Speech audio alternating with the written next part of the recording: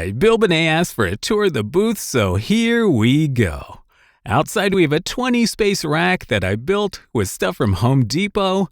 Right here's some pictures of some microphones I built. That's Blake Morgan's studio with the piano right there in New York City. So there is the Hokusai's Great Wave of Kanagawa to remind me that in voiceover you're often at the mercy of whatever happens. Inside, we have acoustic panels that I built, stuffed with rock wool, all custom sized to fit the walls here. We have some foam on the ceiling, nothing special there, just foam. And right down here we have my desk. 2 monitors, 1 portrait, 1 landscape. And then the desk itself is also something that I built with stuff from Home Depot, crudely unfinished desk that is custom sized to fit in this tiny booth. A little ventilation fan down there, silent ventilation with all the messy wires.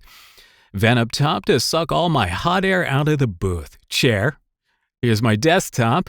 And check this out. Over here, I built a little crude mug holder to keep my coffee out of the way.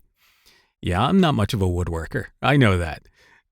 but it's functional. And the Novation MIDI controller that I use with a program called UA Control that I'm going to have to show you at some point. It's pretty cool. It controls all the Apollo functions with MIDI. And an array of microphones, most of which you've seen before. So there you go. This is where the magic happens, day in and day out, inside my StudioBricks One booth.